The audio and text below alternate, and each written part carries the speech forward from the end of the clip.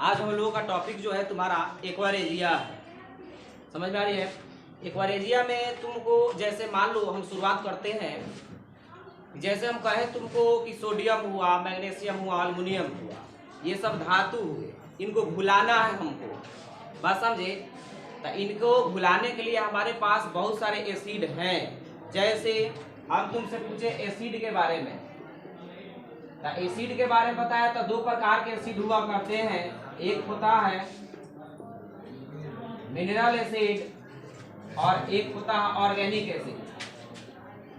Organic acid, mineral acid में खनिज अम्ल इसको बोलते हैं, ध्यान से सुनोगे। खनिज अम्लों में H2SO4, HNO3, HCl, H2CO3, H3PO4, ये सारे खनिज अम्ल हैं। खनिज अम्ल किसको बोलते हैं? वैसा अम्ल जिसमें कार्बन नहीं हो, विदाउट कार्बन का हो। ये विदाउट कार्बन का है, यहाँ तुम्हारा ध्यान गया होगा तो याद रखेंगे। H2CO3 में कार्बन होते हुए भी ये कैसा अम्ल है? खनिज अम्ल है। बातें समझ में आ रही है ना? ध्यान देना। ऑर्गेनिक एसिड किसको बोलते हैं तुमको? वैसा अम्ल जिसमें कार्बन उपस्थित हो, जैसे फॉर्मिक एसिड चींटी के डंक में पाया जाता है। उसके बाद एसिटिक एसिड कहाँ पाया जाता है? वो पाया जाता है सिरका में। तो मतलब जो भी तुमको एसिड मिलेंगे अगर उसमें कार्बन होगा तो एसिड क्या कहलाएंगे? ऑर्गेनिक एसिड, कार्बनिक अम्ल कहलाता है। बात समझे कि ना समझे? अब देखो तो ध्यान से, तो ये वाले जो एसिड होते हैं तो सबको हम बताए हैं कि ये काफी स्ट्रॉन्ग एसिड हुआ करते हैं। ये काफी क्या हुआ करते हैं? स्ट्रॉन्ग एसिड हुआ करते हैं। स्ट्रॉन्ग एसिड होने कहने का मतलब ये है तुमको कि ये जो है स्किन वगैरह अगर पड़ते हैं तुमको तो जला देते हैं, याद रखेंगे। बात समझे कि ना समझे? और इसमें अम्लों का राजा किसको बोला जाता है? H2SO4 को बोलते हैं। अम्लों का राजा कौन है? H2SO4। इसे हम लोग बैटरी एसिड भी कहते हैं, याद होना चाहिए। क्योंकि बैटरी में कौन सा अम्ल का उपयोग करते हैं हम लोग? बैटरी अम्ल का उपयोग करते हैं।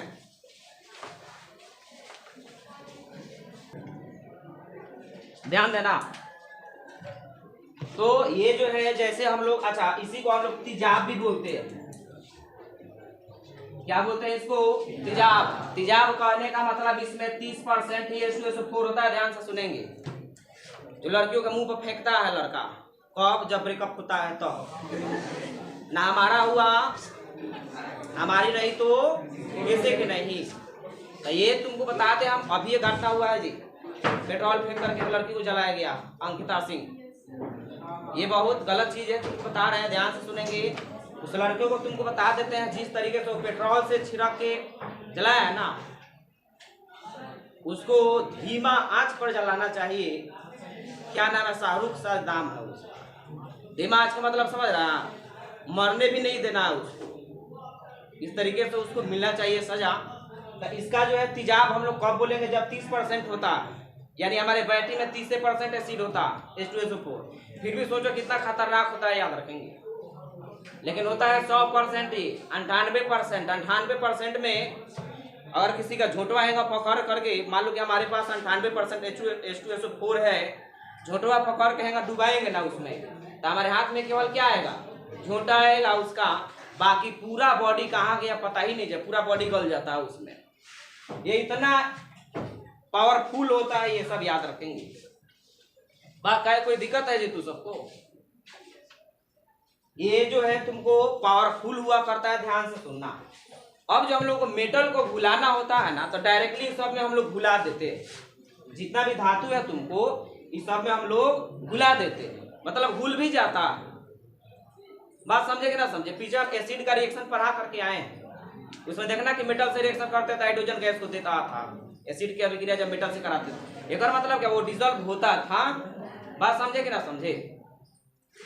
लेकिन बातें तब, जो प्रॉब्लम तब शुरू हुआ जब आई बात किसका?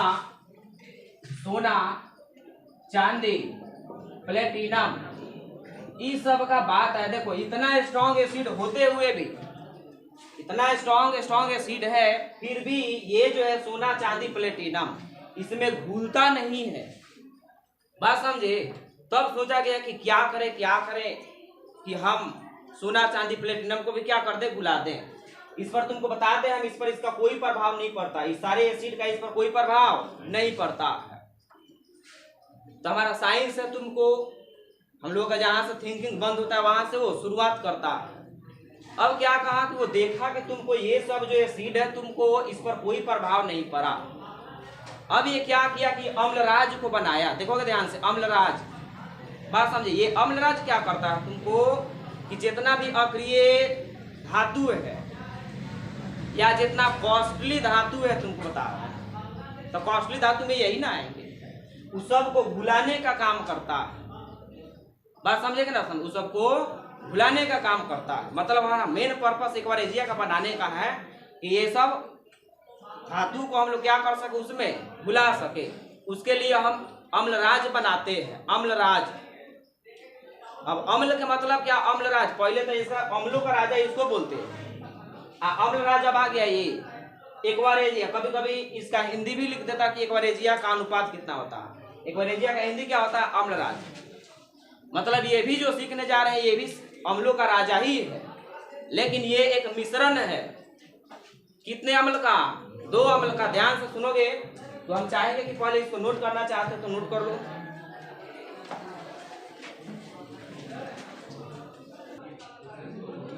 देखोगे अब ध्यान देना, अब जो है अम्लराज बनाने के लिए ध्यान से सुनोगे, यहाँ से ऑब्जेक्टिव जो आएगा, अब किताब में जो ऑब्जेक्टिव दिया है उसको लड़का रख लेता है, लेकिन जब कॉम्पिटेटिव एग्जाम में बैठता है तुमको तो फिर पढ़ते हुए भी उसको समझ में नहीं आता कि कैसे क्वेश्चन पूछा गया है। यहाँ जो ये पढ़ा रहे हैं ध्यान देंगे, पढ़ाने के बाद फिर दुनिया का कोई भी वीडियो तुमको देखने की आवश्यकता नहीं पड़ेगी। एक्वारेजिया के बारे में बता रहे हैं, 12 में भी जाओगे तो इससे अधिक तुमको नहीं बताया जाएगा, याद रखेंगे। बातें समझ में आ रही है ना, ध्यान देना, 12 में भी पढ़ना है। अम्लराज बनता कैसे है, ध्यान सुनेंगे। अम्लराज जो है तुमको कॉन्क के मतलब हम बता करके आए हैं, सांद्र, जिसमें अधिकतम मात्रा में एसिड हो और कम मात्रा में क्या हो या नहीं हो। ये जो होता है अब एक्वारेजिया किसका अनुपात होता है, तो कॉन्क नाइट्रिक HNO3 प्लस में कॉन्क HCl का अनुपात होता है। समझ में आ रही है बातें, और याद रखना पड़ेगा इसका नाम क्या है, ये नाइट्रिक अम्ल। ये भी क्या है, ये क्या है, हाइड्रोक्लोरिक अम्ल, हाइड्रोक्लोरिक।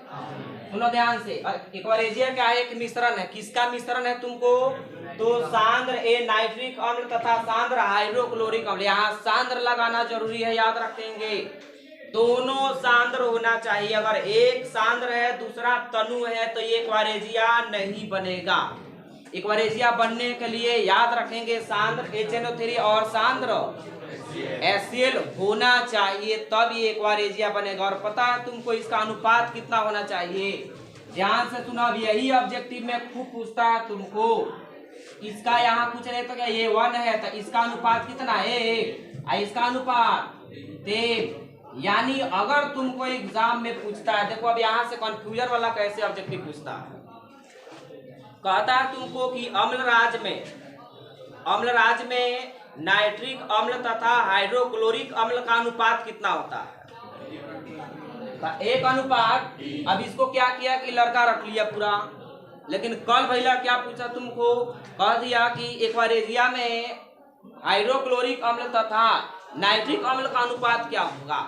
अभी तो रट के गया एक अनुपात 3, तो वह टिक आउट कर देता है। अब वहां से कॉलर खड़ा करके चलता है, वाह खूब मारे हैं, टिक आउट किए हैं। पता चला कि जब यहाँ आया तो सब क्या हो गया, गलत हो गया। याद रखेंगे, बात समझे कि ना समझे। तो यहाँ तुमको याद रखना पड़ेगा कि यहाँ पूछने का तरीका देखो। पहले तुमसे पूछेगा कि अम्लराज किसका मिश्रण होता है, तो क्या बताएंगे, कितना के अनुपात में होता है, तो नहीं बता सकते हैं जब तक कंडीशन नहीं लगाता। अगर तुमको पूछा, ध्यान से सुनो, 1 नंबर क्वेश्चन, ये क्या है, एक मिश्रण है। क्या है, ये मिश्रण है। किसका मिश्रण है, तो सांद्र नाइट्रिक अम्ल और सांद्र हाइड्रोक्लोरिक अम्ल का। दूसरा तुमसे देखोगे ध्यान से, HNO3 तथा HNO3 तथा HCl का अनुपात अगर पूछता तो पहले HNO3 था, HNO3 का अनुपात कितना है ए, और बाद किसके बारे में पूछा तो इसका अनुपात कितना है। तो जब तुमसे पूछता है कि एक्वारेजिया में तुमको नाइट्रिक अम्ल और हाइड्रोक्लोरिक अम्ल का रेशियो कितना आता तब बताएंगे 1:10। लेकिन अगर उसके बाद तुमको तीसरा नंबर में देखोगे ध्यान से, अगर तुमसे पूछ दिया HCl प्लस में HNO3 तो इसका अनुपात पहले इसको देखेंगे, ये कितना दिया 10, ये कितना दे दिया तुमको, तो इसका अनुपात कितना हुआ 1। यानी देख लो यहाँ ऑब्जेक्टिव तुम्हारा बदल गया। बात समझे। अब देखोगे ध्यान से, अब देखेंगे कि सर अब तू सब क्वेश्चन करोगे सर आखिर ये लोहा नहीं सोना चांदी प्लेटिनम को क्यों भुला देता, आखिर इसमें वह कौन सा शक्ति है तुमको जिससे लोहा सोना चांदी प्लेटिनम क्या हो जाते हैं, इसमें डिजॉल्व हो जाते हैं, ऐसा कौन सा गुण है, ध्यान से सुनोगे। तो यहाँ हम रिएक्शन एक लिखेंगे, देखोगे ध्यान से मुना, और तुमको पता होना चाहिए। बताओ तो Ag का वायलेंस +1, Au का +3, Pt का +4, याद रहेगा ये वायलेंसी, ये वायलेंसी है तुमको। ऑक्सीडेशन नंबर बोल दो इसको, 10 में हम लोग इसको वायलेंसी पढ़ते हैं, ऑक्सीडेशन नंबर बोल देते हैं इसको, ये याद रखना पड़ेगा। अब देखने जा रहे हैं तुमको कि आखिर ये अक्रिय धातुओं को कैसे घुला देता है, किस शक्ति के कारण घुला देता है। ना बात समझे, देखना ध्यान से। यहाँ जो है हम मिश्रण जैसे ही बनाते हैं किसका, HNO3 तथा HCl का जैसे ही हम लोग बनाते हैं ये मिश्रण, तो मिश्रण बनाने के बाद तुमको ध्यान से सुनोगे, इसमें जो बनता है तुमको NOCl प्लस में H2O प्लस में नवजात क्लोरीन। सुनो यहाँ नवजात क्लोरीन है। कोई तुमसे पूछेगा कि आखिर एक्वारेजिया में सोना चांदी प्लेटिनम भूल जाते हैं, किसके कारण भूलते हैं, तो वो है तुम्हारा नवजात क्लोरीन। का नाम क्या है, नवजात क्लोरीन। ये नवजात के मतलब क्या होता है तुमको, नेसेंट क्लोरीन। देखो ध्यान से, नेसेंट कब बोलेंगे तब तुमको बताएं क्लोरीन क्या है, गैस है। क्लोरीन क्या होता है, गैस होता है। हाइड्रोजन क्या होता है, गैस होता है। ऑक्सीजन क्या होता है, गैस होता है। और गैसे जो है सामान्यतः डाईएटॉमिक के रूप में होता है। बोलो किस रूप में होता है, डाईएटॉमिक के रूप में। तो ये क्लोरीन किस रूप में होना चाहिए, डाईएटॉमिक के रूप में, लेकिन ये किस रूप में है, मोनोएटॉमिक में है। देख लो, तो अगर तुमसे पूछे ये क्लोरीन अणु हुआ, ये क्लोरीन परमाणु है, ये क्लोरीन अणु है और ये गुंगा रहता नहीं, बोल का नहीं रहा, ये अणु है और ये क्या है, परमाणु है। ये अणु और ये किसका परमाणु, क्लोरीन का परमाणु है। और जब भी क्लोरीन तुमको सिंगल है तो उसको नवजात बोलेंगे, नेसेंट ऑक्सीजन। और याद रखोगे इस दोनों में से सबसे क्रियाशील कौन है। तो देखते हो ना कि दो को अगर कपल से तुमको, दो को दोस्त है, एक लड़का एक लड़की, तो दोस्ती रहती है तो तनी अस्थाई अपने आप को समझता है, लेकिन पता चलता है जब दोनों में से कोने को छोड़ देता है तो देखा क्रिएटिविटी इसका। बात समझे कि ना समझे। तो ये जो है पहले से बेचैनी में रहेगा कि पहले से और साइलेंट हो जाएगा, बेचैनी में रहेगा ना। तो यहाँ दो वर्ग के रूप में था तो ये कम क्रियाशील था, जब सिंगल रूप में आया तो बहुत ही क्रियाशील हो जाता है। ध्यान से सुनोगे तो ध्यान देना, यहाँ एक्वारेजिया में अभिक्रियाएं जो होती है तुमको वो केवल किसके कारण होती है, नवजात क्लोरीन के कारण होती है, इस सब के कारण नहीं होता। इसका नाम तुमको बोले नाइट्रोसिल क्लोराइड। क्या नाम है, नाइट्रोसिल क्लोराइड। इसी का नाम है नाइट्रोजन ऑक्सी क्लोराइड। इसको कुकुर खांसी पकड़ा है जी।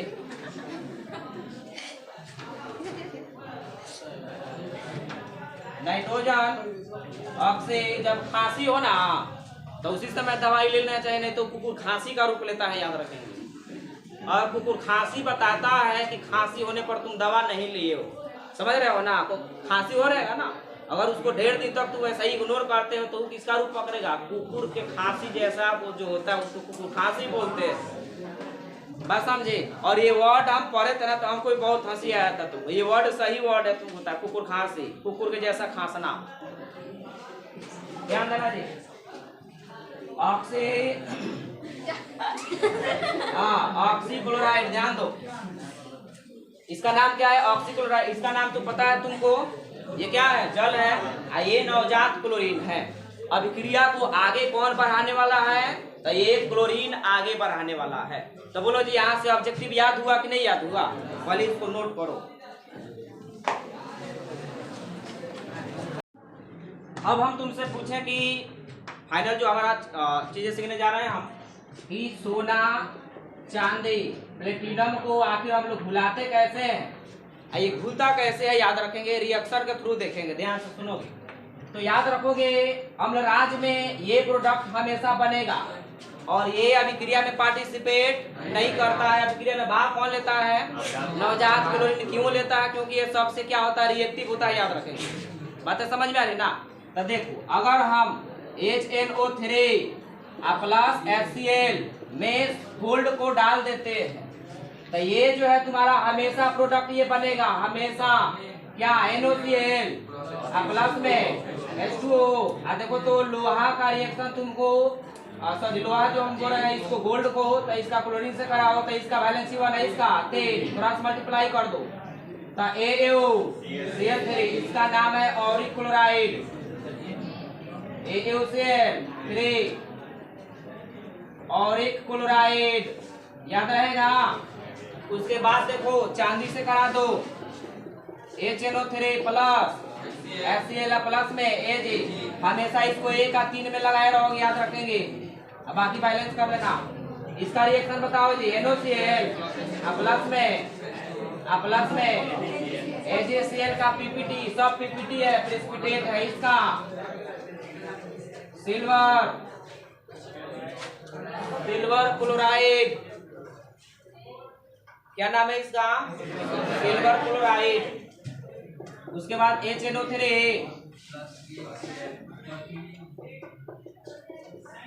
प्लस में 3HCl प्लस में PT, बुला दो इसको। NOCl प्लस में HCl, platinum tetra chloride, platinum tetra chloride. अब जब घुलता है तो इसका PPT बनता है, दही के जैसा लिक्विड चिपचिपा द्रव इसका बनता है। बात समझे कि ना समझे? अब इससे अधिक जो है हमारे पास कुछ नहीं होता है, चाहे 12 में जाओगे तो भी। बातें समझ में आ रही ना? हम लोग मिलते हैं। जय हिंद, जय भारत।